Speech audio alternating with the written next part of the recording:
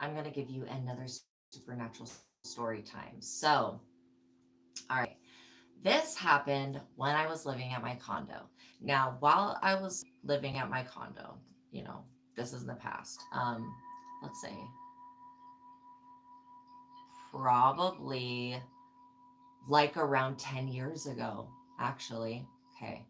So I was in the condo and I was working as a psychic. So I would have my clients meet me at our clubhouse, which is like away from the condo apartment. Okay. So you have to go like 3 or 4 more buildings, condo buildings down, and then you have the clubhouse. So at that time that I was working, I would just like have people come into the store that we owned and they would ask for a reading. Okay. So they would get my information and then we would do the reading in the clubhouse building. Okay. So there was somebody that was named Babs. Okay. They booked a 1 hour session with me. So I go to the clubhouse to meet this person who's supposedly named Babs, which is weird anyways. Um, and nobody shows up. But as I'm standing there, I start to get this weird feeling. Like, I'm just like, maybe I should just go home and stop waiting for this person. So, like, maybe a half hour goes by, right? And I go home, I walk back to my condo, and as I'm walking up, I'm seeing that, first of all, in the handicap parking space, that was a space that my friend that I used to have would always like put their car in because they had the actual handicap sticker that goes along with it. All right. But there was somebody else parked in the handicap spot, and my condo's like right here, right next to that spot. So it's like kind of on the corner. So as I'm walking up and I'm literally seeing like a woman who was standing in front of my door. She was doing something. It looked like she was like hitting a nail she was doing something like this, like in front of my door. And then there was this weird person in this handicap spot, and I felt weird as I walked up. Okay. So as I start getting closer, this woman turns around, bolts right past me, like literally runs right past me, and gets in the car, and then they drive off, screech, and they drive off. Now when I get to my door, I'm looking to see if anything is out of the ordinary. Okay. Mind you, I left my door unlocked. Like, I truly was very trustworthy at that time, and I wasn't aware of, okay, I need to lock the door. So I'm looking around, and what do I find but some random nail? And it was literally pounded, like, not next to the door frame. It was where that lady was standing at. And I thought that she was doing something like this, but again, I still was trying to get closer to see. And this lady was like very, very overweight. Like, these people just looked and felt funky to me. They smelt weird. There was something off about it. Okay, so I'm drawn to notice this nail, like nowhere, and it's in the wall, but it's nowhere near the frame. It was where that lady was standing because that's where I'm looking. And so I go inside, and um I call my boyfriend, and I wait for my boyfriend to come home, and I'm like, but while I'm waiting, everything I so while I'm waiting for my boyfriend to come home, let's say it's like 2 or 3 hours before he can come home, because there was no way in hell that I was gonna just touch that nail. You guys, like, it was like rusted, fucked up. I felt so unsettled and unsafe about the situation that I went into my house, I slammed the door and I locked it, and then I was like, something just freaking really weird happened. Like, when you come home, I just need you to help me address whatever this thing is. Okay. Now, at this point, I didn't know anything about the evil eye. I don't know shit about voodoo, none of this stuff. Like, I'm like working as a psychic. I'm starting to learn about this stuff, but I don't know enough about it to be like, oh, this is what it was. Okay. So basically, I'm sitting there and I'm waiting, but everything that I look at when I'm looking around, and I'm seeing all of my spirit guides, and I'm not only seeing all of my spirit guides, which my spirit guides are terrifying. So I thought that they were actually monsters because I didn't know that they were spirit guides. I know that's silly, but like, I really didn't know that they were spirit guides because they like was seeing them and they looked like monsters. Okay. And I was seeing a serpent, like a humongous serpent, like spiritual serpent, just coiling around the room. And in the left eye of everything that I looked at, it was like an up and down slit. Okay.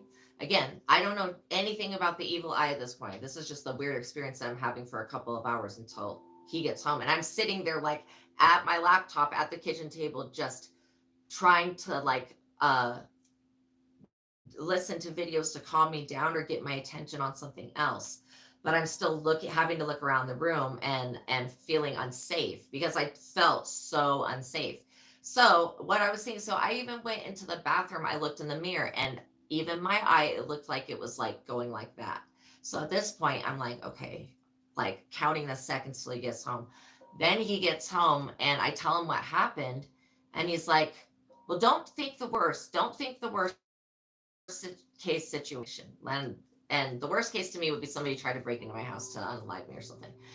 But wasn't even thinking, I wasn't thinking witchcraft at this time. I was just like telling him everything that is happening and what I'm seeing. And then he has his own spiritual abilities, so he uses his ability to ask God what's going on, and then he is able to help me. Thank goodness for him. He's like the one person that can't get possessed by anything. So I show him the nail in the wall, and he's like, all right, we're going to just take it out. So he goes in and he takes it out. He gets a hammer and he goes and he takes the nail out. Okay. Um, when he took that out, it had felt like something being pulled out of the back of my head straight up. Like it felt like something was yanked or ripped off of me. Okay. Then he took that nail down to the garbage and threw it in the trash bin, which is like way far away from the condo. Okay. And yeah, like that was the experience. So after that, he was like, okay, we're just gonna cleanse the house, we're gonna smudge and everything. And so we cleansed, we smudged, and it felt like after doing that, that's when I stopped seeing the up and down slit in the eye, and everything went back to being the way it was before. Only I was still traumatized and fearful from the experience. So that was a time that somebody tried to again, her name was Babs. I know that wasn't her real name, but like I felt like maybe she was a Babawalo or something like that, or some type of bruja or something, because like I don't know anything about coffin nails or how they work or why somebody would drive like a coffin nail into somebody else's house like that. Like I don't know what type of witchcraft that is.